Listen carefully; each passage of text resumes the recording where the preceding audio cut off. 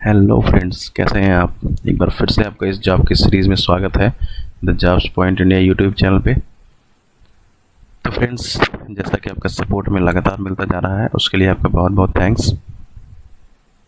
और आप लगातार हमें कमेंट्स भी कर रहे हैं, तो इसके लिए आपका बहुत बहुत थैंक यू। आज फिर हम इस सीरीज़ में एक नए जॉब को आपके लिए लेकर आए हैं।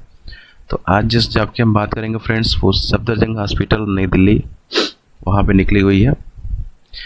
तो चलिए चलते हैं। एक बार फिर से मैं आपको कहूँगा कि इस वीडियो को शुरू करने से पहले इस चैनल को सब्सक्राइब ज़रूर कीजिए और अपना प्यार हमारे साथ बनाए रखिए। तो चलिए चलते हैं फ्रेंड्स, ज़्यादा टाइम बर्बाद न करते हुए देखते हैं वैकेंसी क्या है। तो फ्रेंड्स, ये वैकेंसी आई है VMM College and Safdarjung Hospital New Delhi की तरफ से। ये जो वैकेंसी है फ्रेंड्स, ये सीनियर रेजिडेंट की वैकेंसी है और ये टोटल पोस्ट मैं आपको बताऊँ 447 पोस्ट हैं टोटल। इसके जो भरने की डेट है वो 12 अक्टूबर है और एप्लीकेशन जो एंड है वो 1 नवंबर को है। ये जो एप्लीकेशन है फ्रेंड्स, ये ऑफलाइन एप्लीकेशन है, कोई ऑनलाइन इन्होंने सिस्टम नहीं दे रखा है। मैं भी बताऊंगा आप ऑफलाइन कैसे भर सकते हैं, तो इस वीडियो को लास्ट तक देखें, नहीं तो आप ये मिस कर जाएंगे कि आप इसको भरेंगे कैसे। और फ्रेंड्स, यहाँ पे एप्लीकेशन फ़ीस की बात करते हैं तो यहाँ जो एप्लीकेशन फ़ीस है वो जनरल, OBC और EWS के लिए 800 रुपये, जो कि नॉन रिफंडेबल है। SC ST PWD कैंडिडेट्स के लिए कोई फ़ीस नहीं है। मैक्सिमम एज लिमिटेशन यहाँ पे दे रखी है, तो मैक्सिमम एज लिमिटेशन जो जनरल कैंडिडेट या EWS कैंडिडेट की है वो 45 साल है। SC ST कैंडिडेट के लिए जो मैक्सिमम एज है वो 50 साल है और OBC कैंडिडेट्स के लिए जो मैक्सिमम एज है वो 48 साल है। वैकेंसी डिटेल की अगर बात करें तो यहाँ पे क्वालिफिकेशन दे रखा है इन्होंने। तो क्वालिफिकेशन में यहाँ है कि पोस्ट ग्रेजुएट डिग्री डिप्लोमा होना चाहिए आपके पास, जो कि मेडिकल काउंसिल ऑफ इंडिया से अप्रूव्ड होना चाहिए, और 2 साल का एक्सपीरियंस भी होना चाहिए किसी गवर्नमेंट संस्थान में आपके पास। यहाँ पे 2 अलग अलग डिपार्टमेंट्स के दे रखे हैं कि अगर आप एंडोक्रिनोलॉजी के लिए अप्लाई कर रहे हैं तो उसके लिए आपके पास जो डिजायर्ड क्वालिफिकेशन है वो MD है या DNB होना चाहिए मेडिसिन में या फिर पेडियाट्रिक्स में। और जो हेमाटोलॉजी के लिए एलिजिबिलिटी है वो MD होना चाहिए आपके लिए, या इक्विवेलेंट हो मेडिसिन में या फिर पेडियाट्रिक्स में। जिन कैंडिडेट्स के पास MD पैथोलॉजी में है वो इसके लिए अप्लाई नहीं करेंगे, जैसा कि यहाँ साफ साफ लिखा हुआ है। आप इनके एडवर्टाइजमेंट में भी पढ़ सकते हैं इस चीज़ को। यहाँ पे नीचे फ्रेंड्स दे रखा है कि हर एक डिपार्टमेंट वाइज कितनी वैकेंसी है, आप इसको पूरी तरीके से पढ़ सकते हैं। जैसे कि एनेस्थीसिया में 116 वैकेंसी है, एनाटॉमी में 3 वैकेंसी है, बायोकेमिस्ट्री में है। तो आप ऐसे नीचे पूरी तरीके से पढ़ सकते हैं 1 बाई 1 कि किस में कितनी वैकेंसी है। मैं आपको थोड़ा एडवर्टाइजमेंट की तरफ ले चलूँगा, आप यहाँ से डाउनलोड कर सकते हैं। एडवर्टाइजमेंट में हम देखेंगे कि इसको अप्लाई कैसे करेंगे। यहाँ पे फ्रेंड्स एडवर्टाइजमेंट्स में ये सारी डिटेल आप पढ़ सकते हैं कि किस डिपार्टमेंट में कितनी अनारक्षित वैकेंसी है, कितनी EWS की है, कितनी SC की, कितनी ST की, कितनी OBC की और कितनी टोटल वैकेंसी है। तो आप यहाँ दे सकते हैं। ये टोटल वैकेंसी मैंने आपको अपनी वेबसाइट पर भी दे रखा है, आप वहाँ भी चेक कर सकते हैं। हम चलते हैं इसकी डिटेल पे। ये एलिजिबिलिटी क्राइटेरिया जो मैंने आपको बताई, ये एंडोक्रिनोलॉजी की और हेमाटोलॉजी की है, तो आप यहाँ से देख सकते हैं पूरा डिटेल। ये पे स्केल है, कितनी पे स्केल मिलनी है, ये एज क्राइटेरिया इन्होंने दे रखी है।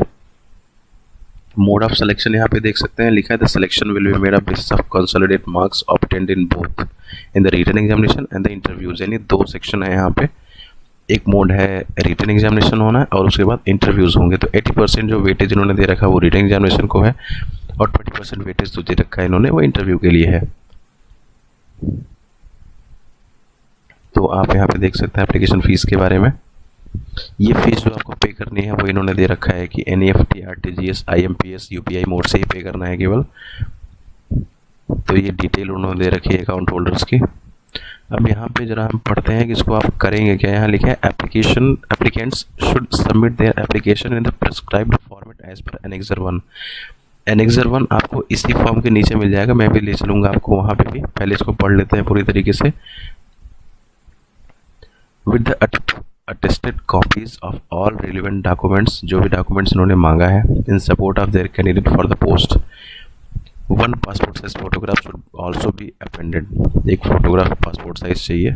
The application address to the medical superintendent VMM College and Safdarjung Hospital New Delhi, ये उसका पिन कोड है, should be submitted in diary and dispatch section of this institution near gate number 2 and adjacent to Bank of Baroda Safdarjung Hospital branch. तो ये दो जगह इन्होंने दिया है कि आप वहाँ भेज सकते हैं। अब ये जो एप्लीकेशन आप भेजेंगे ये बाई पोस्ट भेजेंगे। यहाँ पे लिखा भी है the applicant send by post must have written on the top of envelope. जो एनवेलप पे टॉप पे आपको लिखना है वो होगा application for the post of senior resident in the department of. Of के आगे ये ब्लैंक स्थान है, तो ब्लैंक स्थान पे आप लिखेंगे डिपार्टमेंट का नाम कि किस डिपार्टमेंट के लिए अप्लाई कर रहे हैं। आगे लिखा है जो लास्ट डेट है वो आपका 1 नवंबर है, और ये जो आपकी पोस्ट है वो 1 नवंबर 3 दिन में 3 बजे जो है तब तक पहुंच जानी चाहिए। उसके बाद के कोई एप्लीकेशन ये रिसीव नहीं करेंगे। और इस केस में यहाँ लिखा है देखिए 3rd नंबर पे कि the institution will not responsible for any postal delay. तो वो इसके लिए रिस्पॉन्सिबल नहीं होंगे, इसलिए आप कोशिश करें कि टाइम से पहले भेजें जिससे पोस्टल में कोई प्रॉब्लम ना हो।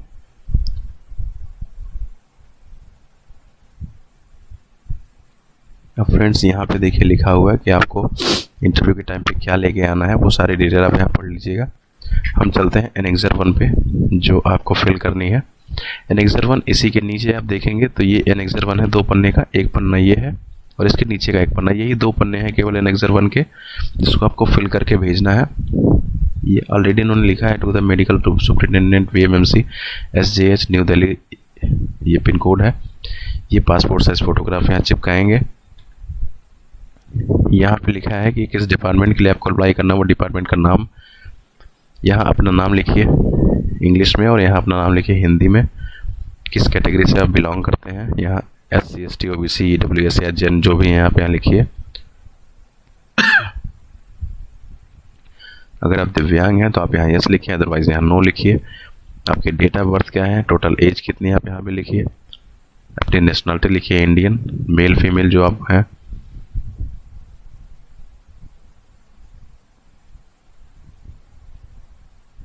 अपने फादर का नाम लिखना है आपको यहाँ पे।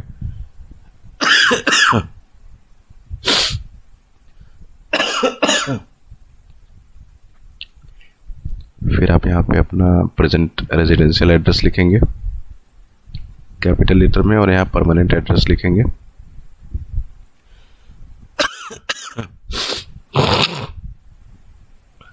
उसके बाद यहाँ पे फ्रेंड्स यहाँ देखिए नेम ऑफ एग्जाम दे रखा है। तो आप अगर MBBS या BDS कर रखे हैं तो उसकी डिटेल आपको यहाँ देनी है। MD आपने कर रखी है तो उसकी डिटेल आपको यहाँ पे देनी है।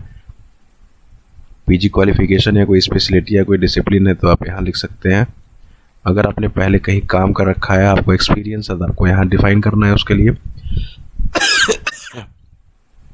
तो ये वो फॉर्म है फ्रेंड्स जो आप फिल करके इस डिपार्टमेंट को भेजना है आपको, इस सफदरजंग हॉस्पिटल में। केवल ये 2 पन्ने का फॉर्म है। बाकी आप नीचे की तरफ देखेंगे 2 पन्ने के बाद तो यहाँ पे जो एडमिट कार्ड ये अप्लाई करेंगे जब भेजेंगे आपको तब की है, और ये सारे जो अदर अलग अलग जो सर्टिफिकेट्स हैं उसके बारे में है। तो ये था फ्रेंड्स जो आपको ये फॉर्म भेजना है, और आप कैसे इसको भरेंगे कैसे भेजेंगे मैंने आपको बताया। ये वीडियो आपको कैसी लगी इस बारे में मुझे ज़रूर बताइएगा कमेंट करके। फ्रेंड्स इस वीडियो को लास्ट तक देखने के लिए आपको बहुत बहुत थैंक यू। इस वीडियो को लाइक शेयर और कमेंट ज़रूर करें, और अगर आपको कोई डाउट है तो इस वीडियो के कमेंट बॉक्स में ज़रूर लिखें। एक बार फिर मैं बता दूं कि सारे लिंक्स जो मैं आपको दे रहा हूं, ये सारे लिंक्स दिखा रहा हूं, ये सारे लिंक्स आपको इस वीडियो के डिस्क्रिप्शन बॉक्स में मिल जाएंगे। आज के लिए इतना ही, मिलेंगे कल फिर एक नई वैकेंसी के साथ। तो आज के लिए बाय बाय फ्रेंड्स।